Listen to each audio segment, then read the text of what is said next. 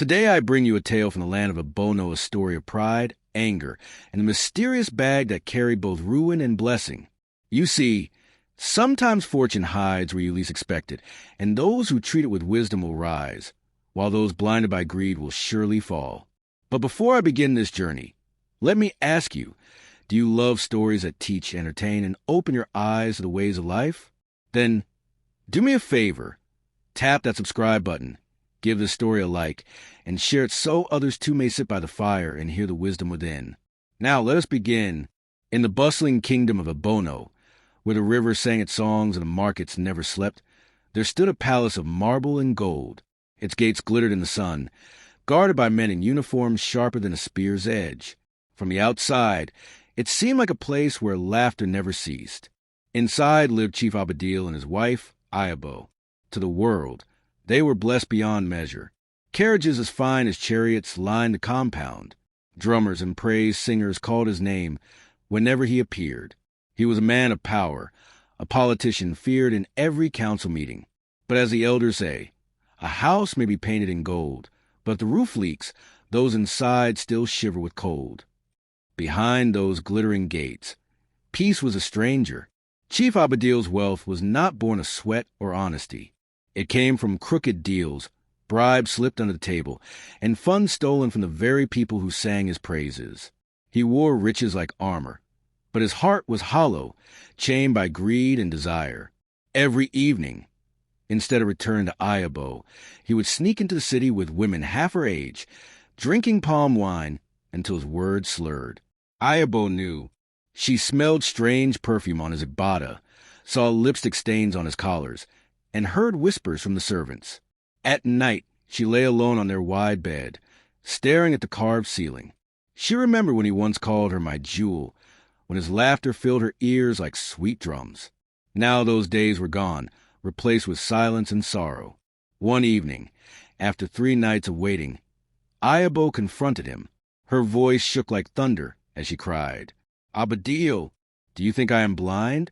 Do you think I do not know where you hide? You disgrace me in this kingdom." Abadil, drunk with palm wine, staggered forward, loosening his beads. "Woman, keep quiet.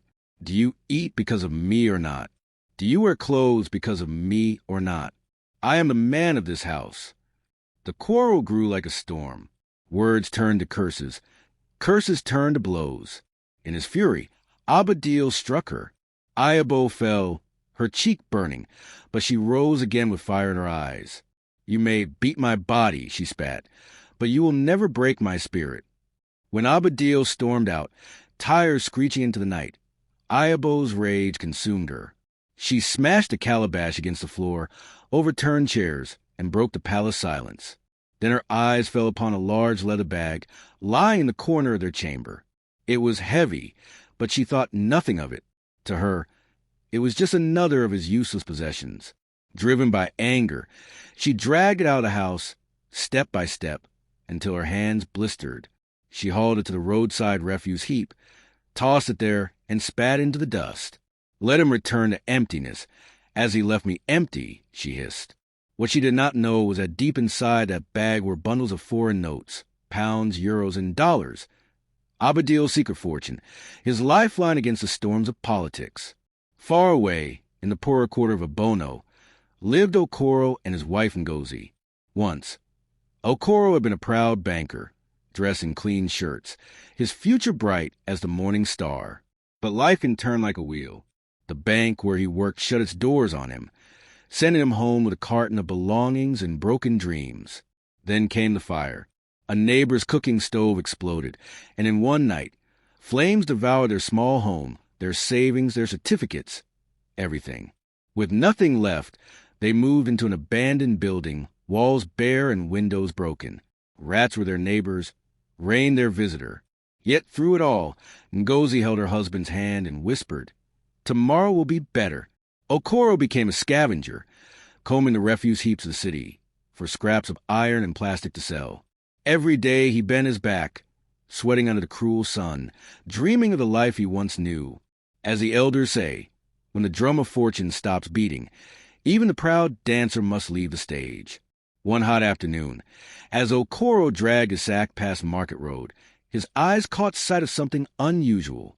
By the refuse heap lay a large leather bag, dusty but firm. He stopped. His heart quickened. "A bag," he whispered. For weeks, he and Ngozi had carried their few belongings in torn nylon sacks. To him, this was no ordinary find. It was a treasure of usefulness. He dropped his sack of scraps, bent, and tried to lift it.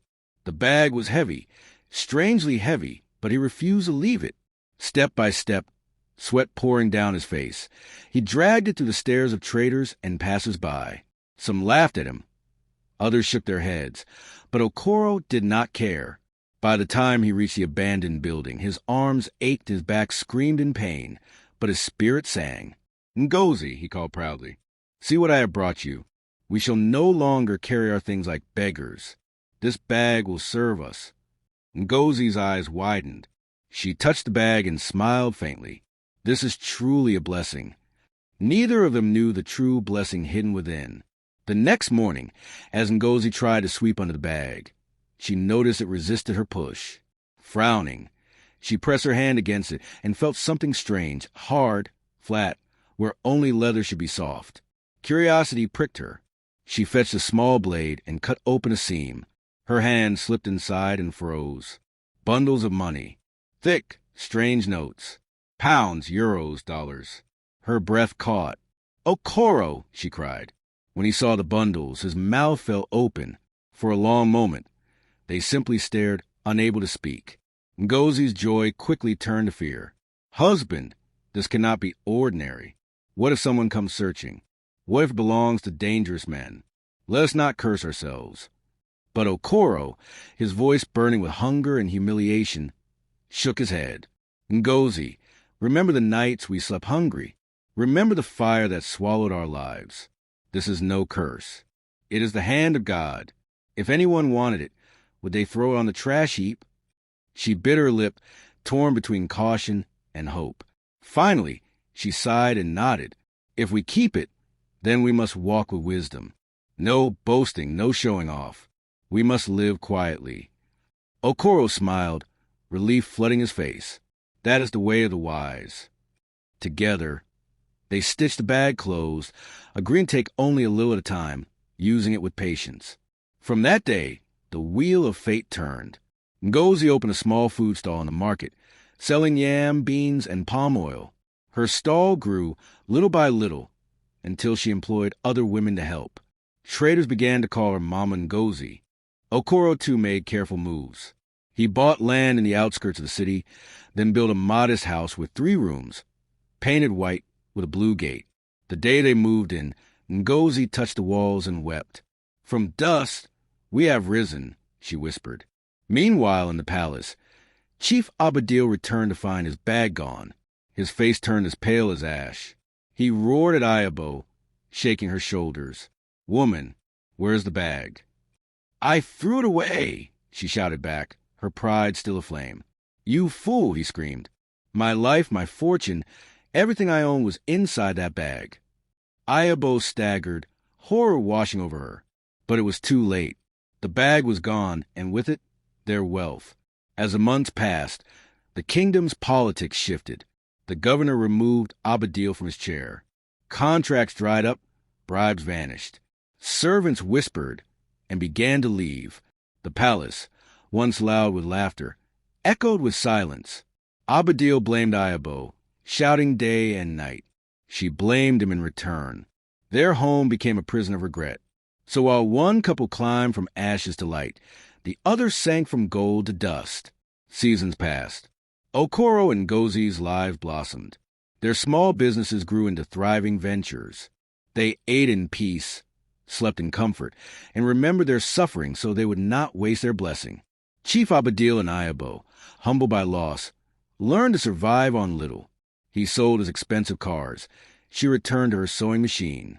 Though their wealth was gone, for the first time in years, they began to speak gently to one another, learning humility. As the elders of Obono say, the same rain that makes a plant grow can also wash the roof away. It is not the rain, but how you prepare for it. The bag had chosen its side. One family rose through patience and wisdom. Another fell through pride and anger. And so the tale is told. Greed digs a pit for the proud, but wisdom builds a ladder for the humble. And so the tale of the bag of secrets comes to an end. One family rose from dust because they held their blessing with patience, while another fell into dust because they held their wealth with pride. The elders say, when two travelers walk the same road, it is wisdom, not strength, that decides who arrives safely.